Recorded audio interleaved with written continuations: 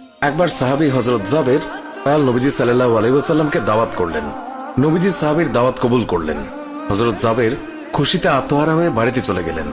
বাড়িতে গিয়ে স্ত্রীকে খোঁজ খবরটা দিলেন আর মেহমানদারির জন্য প্রস্তুতি নিতে লাগলেন। বড় ছেলে আব্দুল্লাহকে নিয়ে খাসি জবাই করে অন্য কাজে যখন হযরত জাবের ঘর থেকে বাইরে গেলেন, ইতিমধ্যেই হযরত জাবেরের ছোট ছেলে ঘুম থেকে উঠে খাসি তালাশ করতে লাগলো। বড় ভাই তাকে জানায় খাসিটিকে জবাই করা হয়েছে। ছোট ভাই বায়না ধরল, খাসি কিভাবে জবাই করে আমাকে তা দেখাও। অগত্যা বড় ভাই ছুরি হাতে করে ঘরের পেছনে গিয়ে বলল, এখানে জবাই করা হয়েছে। ছোট ভাই জানতে চাইল কিভাবে। বর্ণনা করে বোঝাতে না পেরে অবশেষে বড় ভাই বলল, তাহলে তুমি মাটিতে শুয়ে পড়ো, আমি তোমাকে দেখাই। ছোট ভাই মাটিতে শোয়ার পর বড় ভাই তার গলায় ছুরি চালিয়ে জবাই করার নমুনা দেখাতে গিয়ে ছোট ভাইকে সত্যি সত্যি জবাই করে ফেলল। বড় ভাই যখন দেখল ছোট ভাইয়ের গলা থেকে রক্ত গড়িয়ে পড়ছে, সে ছটফট করতে করতে একসময় নিস্তেজ হয়ে গেছে। তখন বুঝলো ব্যাপারটি কি ঘটেছে। আতঙ্কিত হয়ে সে নিকটবর্তী খেজুর গাছের চূড়ায় উঠে আত্মগোপন করে রইল। এদিকে হযরত জাবের পুত্রদের খোঁজে বাড়ির পেছনে এসে ছোট ছেলের অবস্থা দেখে থমকে গেলেন। অতঃপর তাকে বুকে করে স্ত্রীর কাছে গিয়ে বললেন, তাড়াতাড়ি একটি কম্বল নিয়ে এসো, বাচ্চাটিকে শুইয়ে দিই। স্ত্রী রক্তমাখা সন্তানের লাশ দেখে চিৎকার করে কাঁদতে লাগলেন। কিন্তু স্বামী হযরত জাবের তাকে সান্ত্বনা দিয়ে বললেন, আজ আমাদের শোক প্রকাশ করার দিন নয়, আজ দুঃখ দেখলে নবীজিও দুঃখিত হবেন। অতএব ধৈর্য ধারণ করো, কষ্ট করে হলেও মুখে হাসি ফুটিয়ে তোলো। তারপর তারা দুজনে মিলে ছোট ছেলেকে কম্বলে মুড়ে রান্নাঘরের পেছনে রেখে আসলেন। স্ত্রী রান্নার কাজে মন দিলেন। হযরত জাবের বের হলেন বড় পুত্র আব্দুল্লাহর খোঁজে। বাড়ির পেছনে গিয়ে ছেলের নাম ধরে জোরে ডাক দিলেন। গাছের উপর আত্মগোপন করে বড় ছেলে সব ঘটনা প্রত্যক্ষ করছিল আর ভয়ে কাঁপছিল।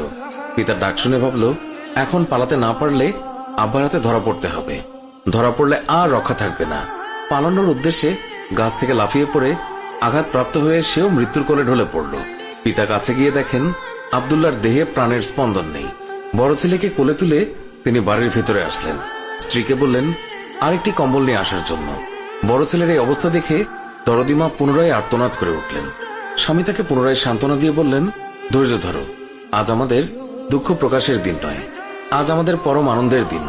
দয়াল নবীজি অল্প কিছুক্ষণের মধ্যেই আমাদের ঘরে তাশরিফ রাখবেন। তারপর দুজনে মিলে বড় ছেলের লাশ ও কম্বলে মুড়ে ছোট ছেলের লাশের পাশে রাখলেন। স্বামী স্ত্রী তাদের চোখের পানি মুছে মুখে হাসি ফুটিয়ে তুললেন। হযরত জাবের বাড়ির সামনে দাঁড়িয়ে নবীজির আগমনের অপেক্ষা করতে লাগলেন। অল্পক্ষণের মধ্যে নবীজিকে উটের পিঠে করে আসতে দেখা গেল। হযরত জাবের আনন্দে আত্মহারা হয়ে দৌড়ে গিয়ে স্ত্রীকে নবীজির আগমনের সংবাদ দিলেন এবং পুনরায় তিনি দৌড়ে নবীজির সামনে চলে এলেন। নবীজির উটের কাছে গিয়ে তাকে বাড়ি পর্যন্ত এগিয়ে আনলেন।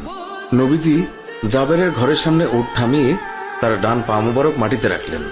বাম পা মুবারক এখনো নামাতে বাকি। এই সময় জিবরাইল আলাইহিস সালাম আল্লাহর পক্ষ থেকে নির্দেশ নিয়ে তিনি উৎসাহিত হয়ে বললেন, ইয়া রাসূলুল্লাহ, আল্লাহ আপনাকে জাবেরের ছেলেদের সঙ্গে নিয়ে খানা খেতে বলেছেন। অতঃপর নবীজি সাল্লাল্লাহু আলাইহি ওয়াসাল্লাম সাহাবায়ে কেরামকে নিয়ে জাবেরের ঘরে তাশরিফ রাখলেন। তাদের সামনে হযরত জাবের দস্তরখানা বিছিয়ে দিলেন। তার স্ত্রী খাবার বেড়ে দিলেন আর তিনি সেগুলো এনে মেহমানদের সামনে হাজির করলেন। তারপর তিনি নবীজিকে আরজ করলেন, ইয়া রাসূলুল্লাহ, দয়া করে খানা শুরু করুন। নবীজি বললেন, হে জাবের, তোমার ছেলেরা কোথায়? তাদেরকে ডাকো। হযরত জাবের বললেন, ইয়া হাবিবুল্লাহ, আপনি দয়া করে খেয়ে নিন, ছেলেদেরকে আমি পরে ডাকবো। আল্লাহর রাসূল পুনরায় বললেন, তোমার ছেলেদেরকে ডেকে নিয়ে এসো, তাদেরকে সাথে নিয়ে খানা খাবো। হযরত জাবের ও তার স্ত্রী হাত জোড় করে পুনরায় আরজ করলেন, ইয়া রাসূলুল্লাহ, আপনি খানা খেয়ে নিন, আমরা তাদেরকে ডেকে দিচ্ছি। তখন নবীজি বললেন, হে জাবের, এই মাত্র জিবরাইল ফেরেশতা আমাকে আল্লাহর নির্দেশ জানিয়ে গেলেন আমি যেন তোমার ছেলেদের সঙ্গে নিয়ে খানা খাই। নবীজির এই কথা শুনে হযরত জাবের এবং তার স্ত্রী আর ধৈর্য ধরে রাখতে পারলেন না।